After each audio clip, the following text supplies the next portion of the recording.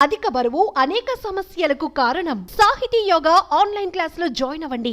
నాన్న అంటే చాలా ఇష్టం, కానీ మాతో సరిగ్గా ఉండేవాడు కాదు.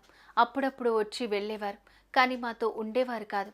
6 రోజుల క్రితం నాతో మాట్లాడారు. భయపడొద్దమ్మా, బాగా చదువుకోవాలి, తమ్ముణ్ణి అమ్మను జాగ్రత్తగా చూసుకోవాలి, నేను వస్తాను అంటూ చెప్పాడని కన్నీళ్లు పెట్టుకుంది. అమాయకపు చూపులతో ఆ చిన్నారి మాట్లాడిన మాటలు అందరి హృదయాలు కలిచివేస్తున్నాయి.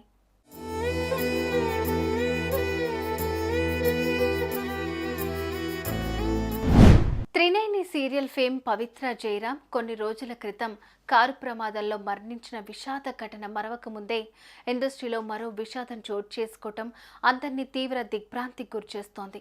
పవిత్ర మరణాన్ని తట్టుకోలేక నటుడు చంద్రకాంత్ శుక్రవారం తన నివాసంలో ఉరివేసుకుని ఆత్మహత్య చేసుకున్న ఘటన తీవ్ర కలకలం రేపింది.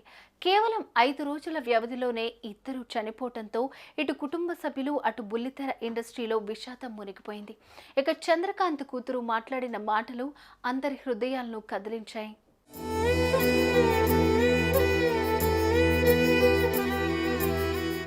బెంగళూరులో పుట్టి పెరిగిన పవిత్ర 16 ఏళ్లకే పెళ్లి చేసుకుని 2 పిల్లలకు తల్లైంది.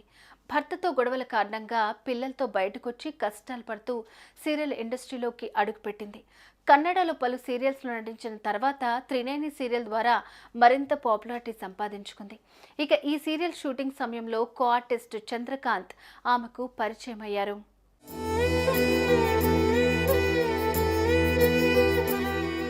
అయితే చంద్రకాంత్కు ఇదివరకే పెళ్లై 2 పిల్లలు కూడా ఉన్నారు. 2004లో శిల్ప అనే అమ్మాయితో ప్రేమలో పడ్డారు చంద్రకాంత్.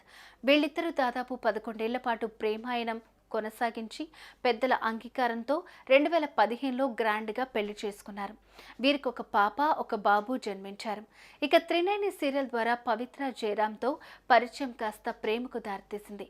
ఫలితంగా చంద్రకాంత్ తన భార్య, పిల్లలకు దూరం పెడుతూ వచ్చాడు.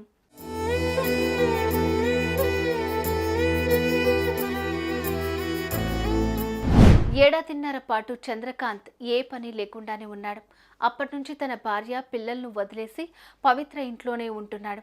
నెలల పాటు మొదటి భార్య, పిల్లలను కలవకుండా నిత్యం టార్చర్ చేసేవాడని, అప్పుడప్పుడు తాగొచ్చి తనను కొట్టేవాడని, అంతేకాకుండా పవిత్రతో కలిసి గత 5 ఏళ్లుగా మణికొండలో ఉంటున్నాడని చంద్రకాంత్ ఆమె పిల్లలు తన పిల్లలుగా చూసుకుంటున్నాడని తన భార్య చెప్పింది.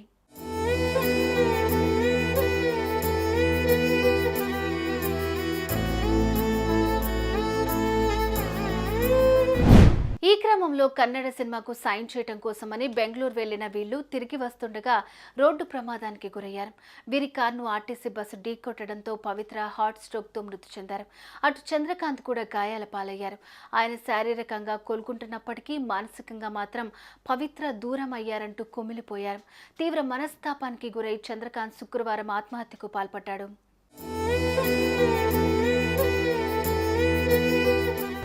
ఇక చంద్రకాంత్ మృతితో కుటుంబ సభ్యులు కన్నీరు మున్నీరయ్యారు. ఇప్పటికైనా మారి తమతో కలిసి ఉంటాడనుకుంటే అన్యాయం చేసి వెళ్లిపోయాడు అంటూ చంద్రకాంత్ తల్లి, భార్య గుండెలవిసేలా రోధిస్తున్నారు. పవిత్ర ఉన్నప్పుడు ఎప్పుడూ తమను పట్టించుకోలేదు. ఆమె చనిపోయాక ఆమెతో పాటు వెళ్లిపోయాడు. చనిపోయే ముందు ఒక్కసారి కూడా భార్య, పిల్లలు గుర్తుకు రాలేదా అంటూ బోరున ఏడ్చేశారు.